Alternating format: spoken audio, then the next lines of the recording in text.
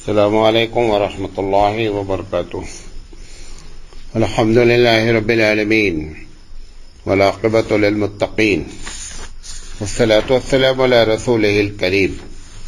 محترم حضرت، ہم آپ سے لگاتار درس حدیث کر رہے ہیں اور آج اس کا درس نمبر 507 ہے۔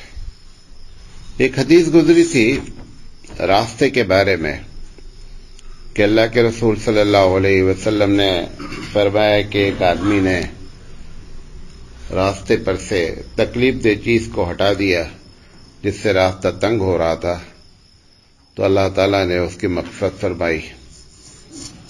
اس کے مقابلے میں ایک دوسری حدیث یہ کہ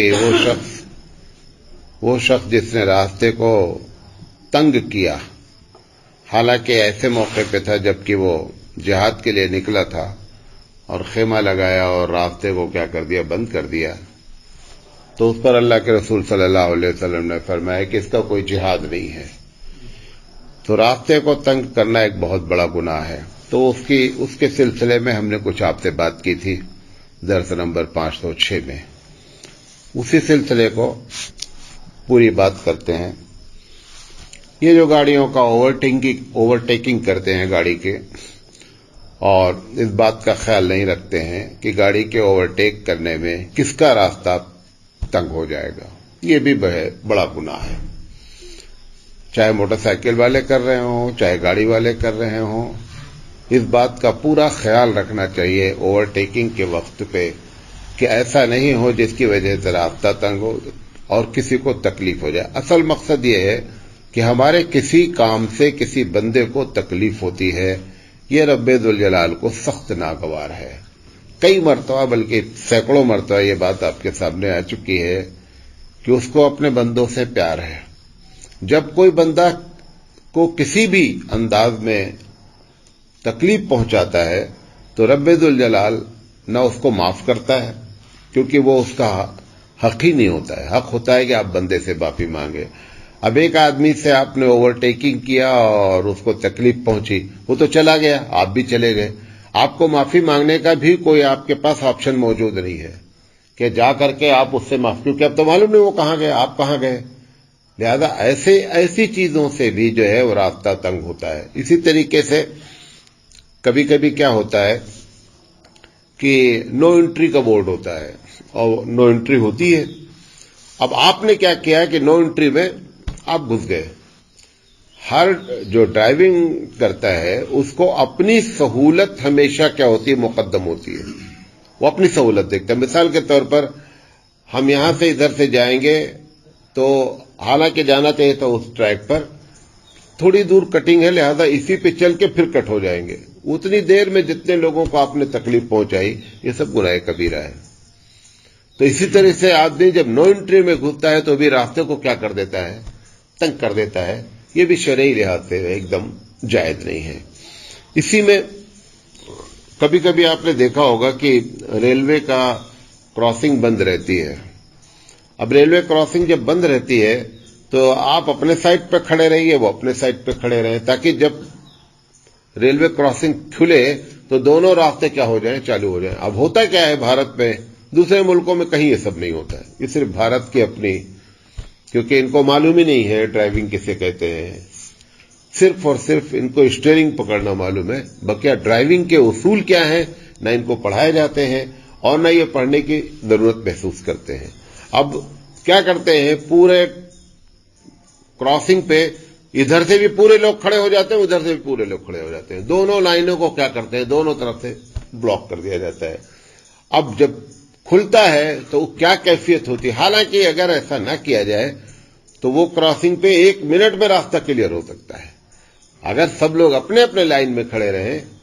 اچھا، اب اس میں کیا ہوتا ہے، ہمارے ذہن میں، جیسے آپ نے سن لیا میری باتیں یا آپ کے ذہن سے پہلے سے ایسا نہیں کرنا چاہیے، پھر کیا ہوتا ہے نتیجہ، جب آپ دیکھتے ہیں کہ سب لوگ کھڑے ہیں تو آپ بھی جا کے کھڑے ہو جاتے ہیں کہ ہم اپنے لائن میں کھڑے رہیں گے تو کوئی فائدہ نہیں، اب تو یہ سبھی لوگ کھڑے ہو گئے۔ تو بھی آپ ایسا نہیں کریں، آپ اپنی ہی لائن میں رہیں ہر حال میں۔ یہ جو آپ دیکھتے ہیں دنیا میں، یورپ کا بڑا نام ہے، امریکہ سپر پاور ہے، وہ ایسا نہیں کہ تہجد گزار لوگ ہیں، وہ تو بہت اس لائن سے تو بہت بیکار قسم کے لوگ ہیں، لیکن اخلاق تم سے 1000 گنا اچھے ہیں۔ اگر وہ دن بھر بھی کھڑا رہے گا تو بھی وہ اپنی لائن توڑے گا نہیں، بھلے جام میں چاہے جتنی دیر پھنسا رہے، اپنی لائن نہیں توڑے گا۔ ابھی کل میں سفر میں تھا، اس لیے نہیں آ سکا، کل سفر میں تھا، ہائی وے پہ وہ جو بہت ہائی وولٹیج کا وائر ہوتا ہے وہ گر گیا، اب راستہ بلاک ہو گیا۔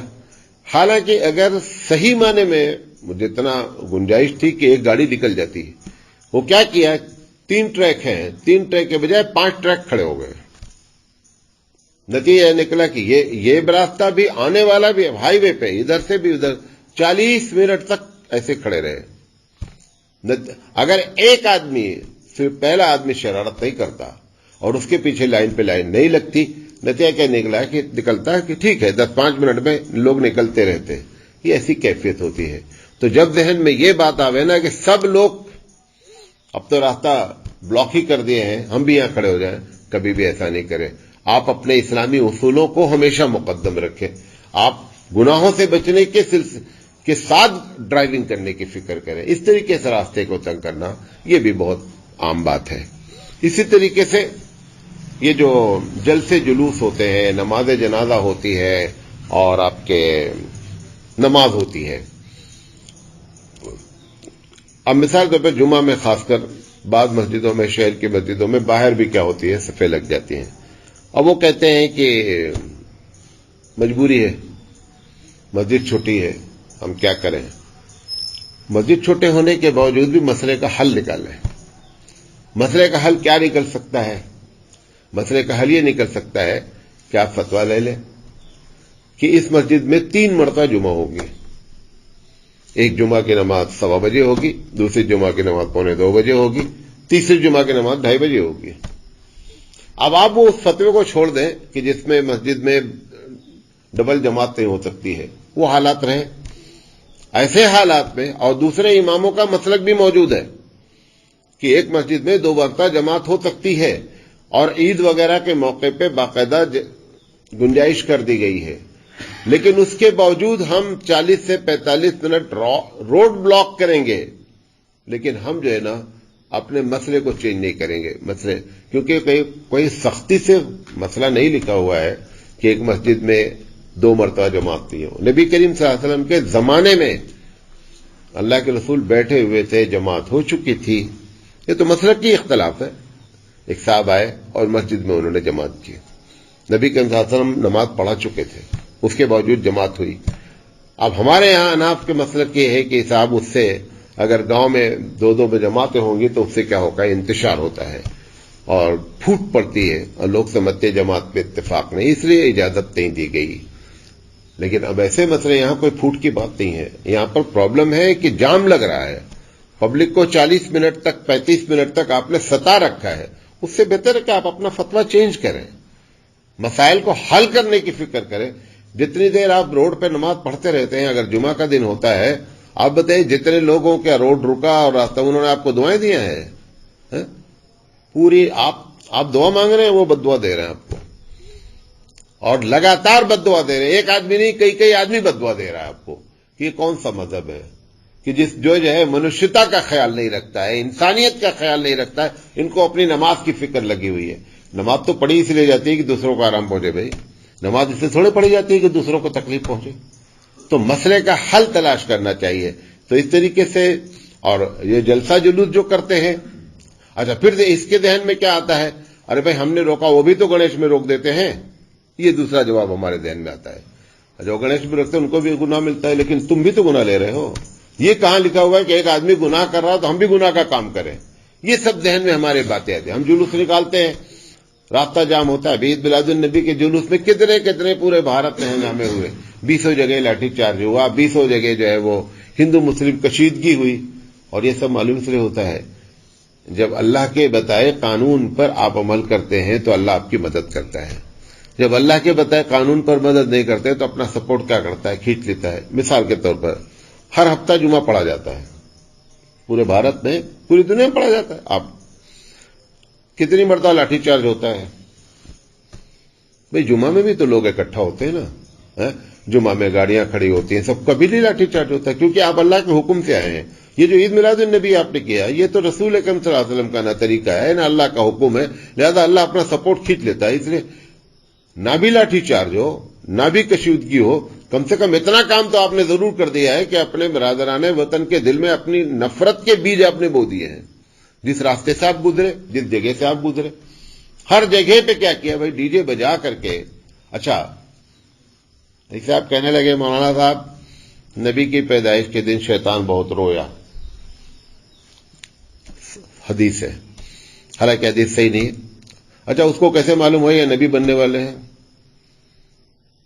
شیطان اللہ تو نہیں ہے نا، نہیں سمجھے میری بات؟ جس دن نبی کریم صلی اللہ علیہ وسلم پیدا ہوئے، شیطان کو یہ بات کیسے معلوم ہو گئی کہ یہ نبی بننے والے ہیں؟ رو کوئی اناؤنسمنٹ ہو رہا تھا، اس کے خلاف میں حدیث ہے۔ جس دن قرآن مجید نازل ہوا، جس دن قرآن مجید نازل ہوا، اس سے پہلے پوری دنیا، یہ قرآن کی آیت ہے، پوری دنیا میں سیکیورٹی ٹائٹ کر دی گئی اللہ کی طرف سے۔ جن جو بہت دور تک جاتے تھے ایک دم سیکیورٹی ٹائٹ ہو گئی۔ اب جن پریشان ہو گئے کہ معاملہ کیا ہے، دنیا میں کون سا ایسا واقعہ پیش آیا ہے کہ اتنی سیکیورٹی ٹائٹ ہے، تب تلاش کرتے کرتے ان کو معلوم ہوا کہ ایک نبی آئے ہیں۔ 40 سال کے بعد بھی نہیں ان کو معلوم ہے یہ نبی ہونے والے ہیں۔ جب اللہ نے اناؤنس کیا اور قرآن مجید نازل ہوا، انا سمعنا قرآنا عجبا، سورہ جن پوری آیت نازل ہوئی، سورت ہے پوری نا، پورے جن پور، کہ ہم نے ایک عجیب و غریب کلام سنا ہے۔ ان کو تب معلوم ہوا یہ نبی ہے، اور پیدا ہوتے ہی شیطان کو معلوم ہو گیا۔ تو شیطان تو مطلب اللہ کی طرح نعوذ باللہ علم رکھتا ہے نا، سب جھوٹی باتیں، ٹوٹل جھوٹ، اتنا جھوٹ بول رہے ہیں، اتنا جھوٹ بول رہے ہیں کہ حیرت ہوتی ہے کہ اتنا وہ غیر مسلم بھی نہیں جھوٹ بولتا اپنے گنیش کے لیے، جتنا جھوٹ بول بول کر کے عید میلاد النبی میں حدیثیں بیان کی جا رہی ہیں۔ سمجھے نہیں؟ میں آپ کو لاجک دے رہا ہوں کہ شیطان کو کیسے معلوم ہوا کہ محمد صلی اللہ علیہ وسلم پیدا ہو گئے، رونے لگو۔ اچھا شیطان اس دن رویا بھی ہو گیا، اب تو خوب ہنس رہا ہے نا، اب ہنس رہا ہے کہ آپ ہر وہ کام کر رہے ہیں جو حبیب مصطفیٰ نے منع کیا ہے۔ راستہ روکنا منع کیا گیا ہے، میوزک بجانا حرام ہے، لوگوں کو تکلیف پہنچانا حرام ہے، یہ سب تو اب وہ ہنس رہا ہے۔ اس دن بھلے رویا ہو تمہارے بقول، ہمارے بقول تو اس کو پتہ ہی نہیں چل سکا کہ یہ نبی ہے، ان کو کیسے معلوم ہوگا؟ تو یہ جلسے جلوس کر کے جو کچھ کیا جا رہا ہے یہ سب نفرت۔ اچھا ہمارے دن جیسے میں نے کراس بتایا نا کہ آپ کو یہ وہ بھی ایسا کرتے ہیں، بھائی وہ بھی ایسا کرتے ہیں، وہ جائیں گے کہاں؟ ان کے بارے میں تمہاری کیا رائے ہے؟ وہ جو ایسا کر رہے ہیں، ڈی جے بجا رہے ہیں اور گانا گا رہے ہیں اور شراب پی کے جلوس، وہ جائیں گے کہاں تمہارے بقول؟ تو تم بھی وہیں جاؤ گے، کر لو ان کی نقل۔ وہ تو وہیں جانے کا راستہ اکٹھا کیا گیا ہے نا۔ یہ ایسا کیسے ہو جائے گا کہ ایک ٹرین پہ 2 آدمی بیٹھے ہوئے ہیں؟ آپ کہاں جا رہے ہیں؟ میں بنگلور جا رہا ہوں۔ تم کہاں جا رہے ہو؟ میں بامبے جا رہا ہوں۔ یہ کیسے ہو جائے گا ایک ہی ٹرین پہ 2 آدمی الگ الگ سفر کر رہے ہو؟ بھائی ٹرین جہاں جا رہی ہے وہاں تم کو بھی جانا ہے۔ نہیں میں سیٹ گھما لیا ہوں، میں بمبئی جا رہا ہوں، یہ سیٹ گھما لیا، یہ بنگلور جا رہا ہے۔ ایسا نہیں ہوتا یار، بیوقوفی کی باتیں نہیں کرے۔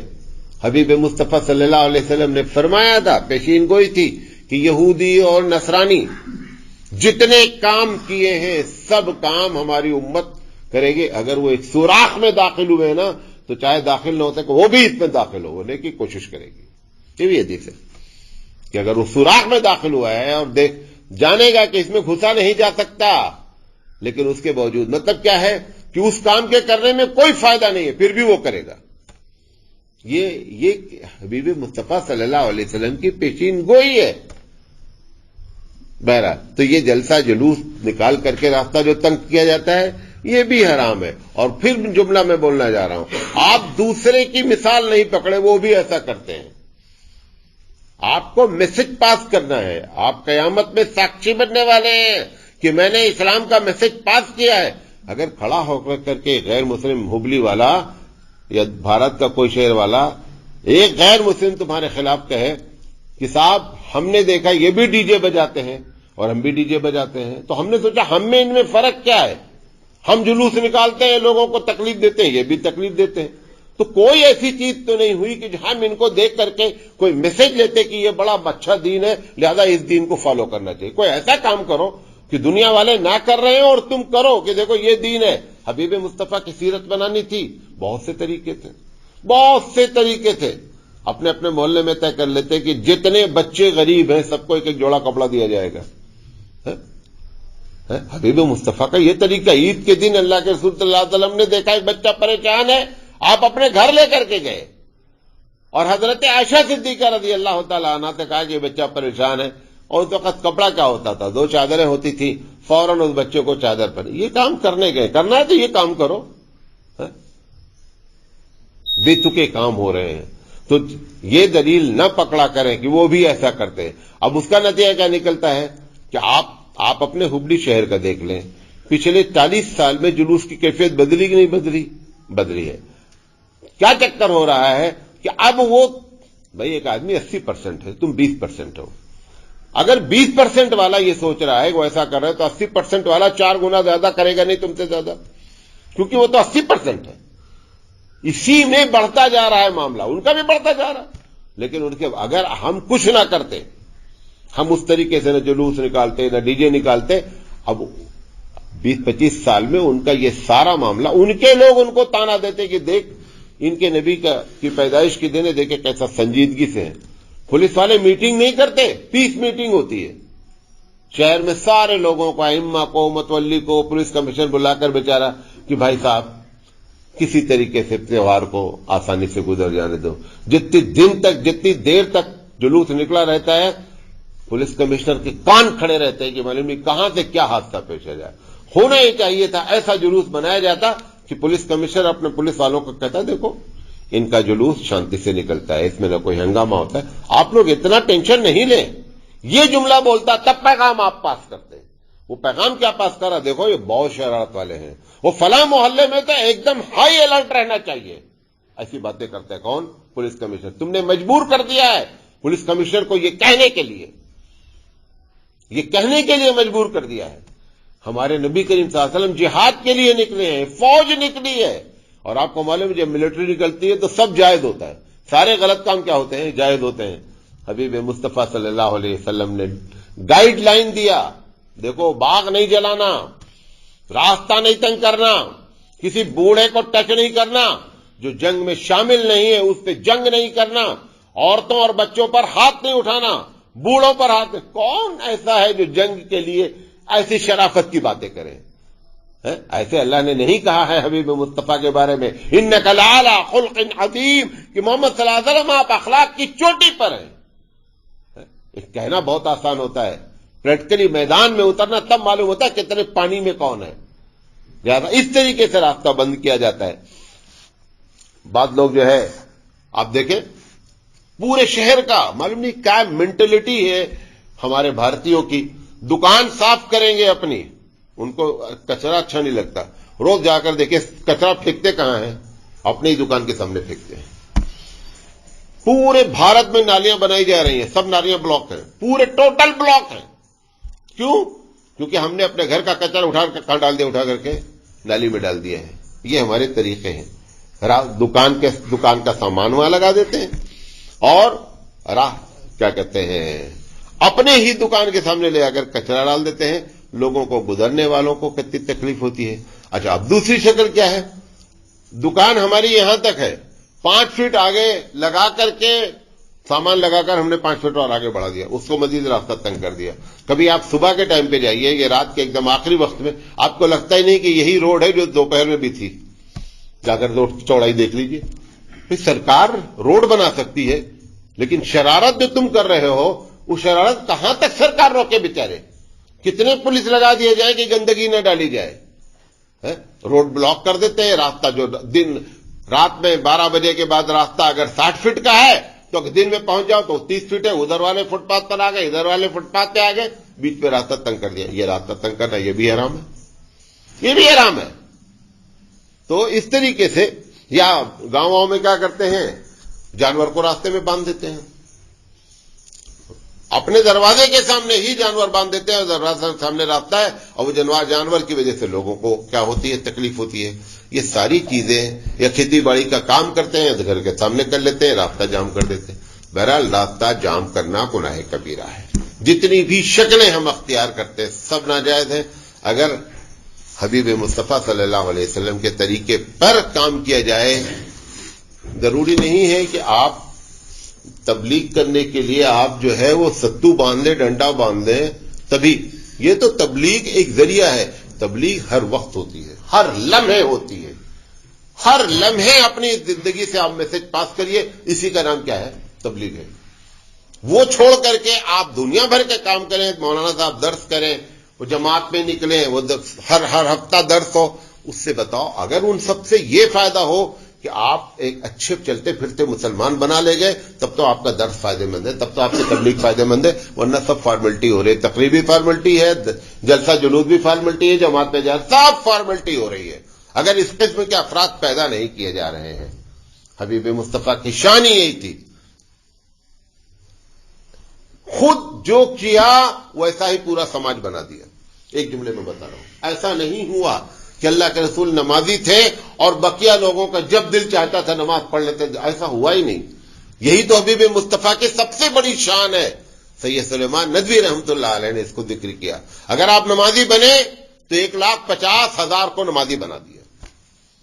اگر آپ نے طے کر لیا کہ مجھے جھوٹ نہیں بولنا ہے، قرآن نے منع ہے، تو 1,50,000 صحابہ کو جھوٹ نہ بولنے والا بنا دیا. یہ شان ہوتی ہے. اسی وجہ سے نا لوگ دیکھ کر کے مسلمان ہوئے، اسلام کو دیکھ کر مسلمان ہوئے، کیریکٹر کو دیکھ کر مسلمان ہوئے. ہم کو دیکھ کر ایک چڑیا بھی آج تک مسلمان نہیں ہوئی، کیونکہ یہ ہمارے کیریکٹر ہیں. اللہ تعالیٰ کہنے سے زیادہ عمل کرنے کی توفیق عطا فرمائے. وآخر دعوانا الحمدللہ رب العالمین.